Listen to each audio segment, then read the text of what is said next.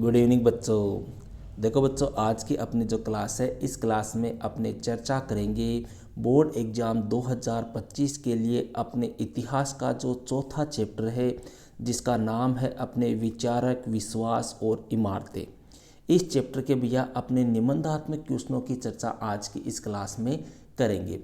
देखो, ब्लूप्रिंट के अकॉर्डिंग आप सबको पता है कि इस बार अपने 3 क्वेश्चन तो आएंगे एक एक नंबर के, और एक क्वेश्चन आएगा इस चैप्टर से 4 अंक का, मतलब बड़ा क्वेश्चन जिसका आंसर आपको कम से कम 1.5 पेज के लगभग देना है।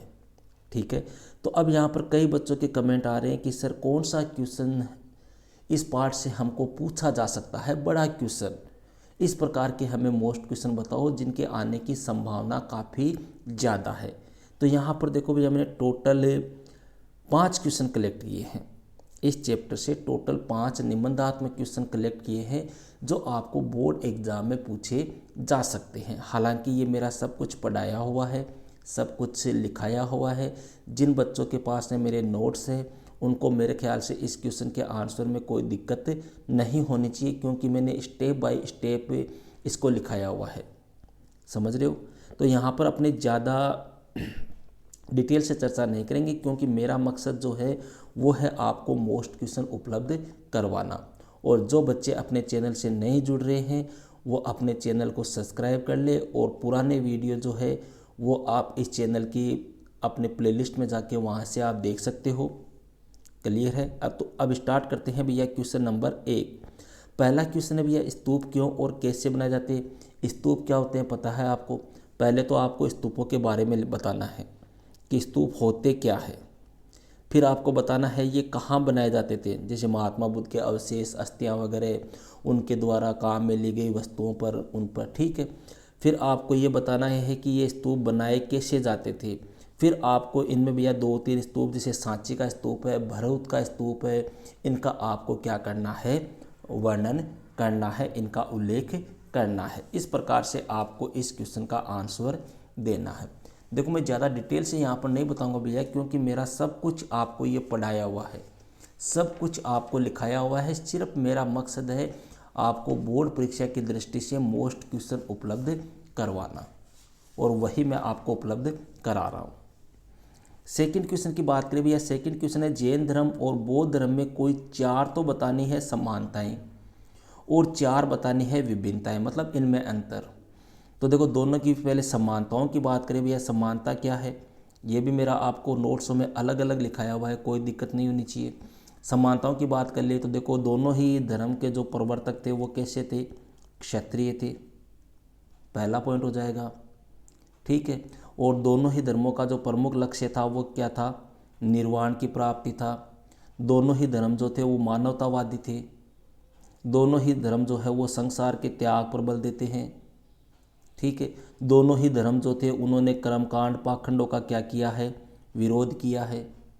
इसके अलावा दोनों ही धर्म जो थे प्रारंभ में बुद्धिवादी थे, जिनमें भक्ति के लिए कोई स्थान नहीं था। क्लियर है? इसके अलावा दोनों ही धर्म ने जन्म के आधार पर जाति का विरोध किया है। तो ये तो हो गई समानताएं। 7-8 समानताएं मेरी आपको लिखाई हुई है, कोई भी आप 4 कर सकते हो। अब बात करते हैं इनमें विभिन्नता। विभिन्नता में आप कह दो कि जैन धर्म जो है वो आत्मवादी है। ठीक है, आत्मा को मानता है, जबकि बौद्ध धर्म जो है वो अनात्मवादी है, वो आत्मा को नहीं मानता।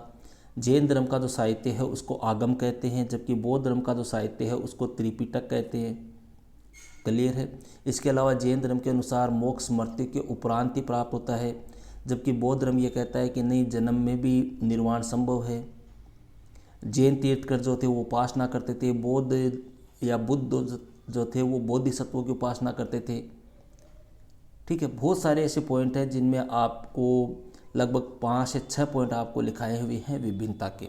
तो आपको 4 तो कम से कम इनमें समानता और 4 कम से कम इनमें अंतर आपको पता होना चाहिए।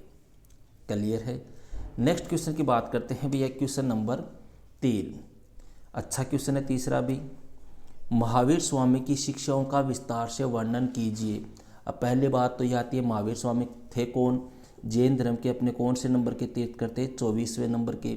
अब इनकी शिक्षाओं की बात करें तो पहली शिक्षा तो आप हेडिंग बना बना के कर देना कि इन्होंने पहली शिक्षा, तो आप हेडिंग बनाना अहिंसा। इसमें लिख देना कि महावीर स्वामी जो थे वो अहिंसा को मानते थे। महावीर के अनुसार आत्मा केवल मनुष्य में नहीं जबकि पशुओं में, कीड़े मकोड़ों में, पेड़ पौधों में आदि सभी में पाई जाती है, हमें उनके साथ हिंसा नहीं करनी चाहिए। दूसरा आप पॉइंट बना देना कि ये संसार जो है वो प्राणवान है, इसके बारे में 2-3 लाइन लिख देना। तीसरा आपका लिख देना आप कर्मवाद, कि इन्होंने कर्म के ऊपर बल दिया। ठीक है, फिर इसमें पंच महावर्त वाली हेडिंग लगा देना। वेदों में अविश्वास है, शादवाद है। इस प्रकार के आप 5-7 पॉइंट बना के इसका आंसर कर सकते हो। ठीक है, नेक्स्ट क्वेश्चन की बात करते हैं भैया। नेक्स्ट क्वेश्चन आता है अपने, आपके अनुसार स्त्री और पुरुष संघ में क्यों जाते थे? मतलब अपने जैन धर्म है या बौद्ध धर्म जो है, इसमें स्त्री और पुरुष क्यों जाते थे, उनका मकसद क्या था, यह आपको बताना है। तो इसका आंसर भैया मैंने हेडिंग लगा के अपने नोट्सों में आपको एक अलग से ही लिखाया हुआ है। क्यों? क्योंकि ये क्वेश्चन पहले भी 1-2 बार अपने रिपीट हो चुका है कि बौद्ध धर्म में स्त्री और पुरुष क्यों जाते थे, उनका मकसद क्या था, उनका टारगेट क्या था।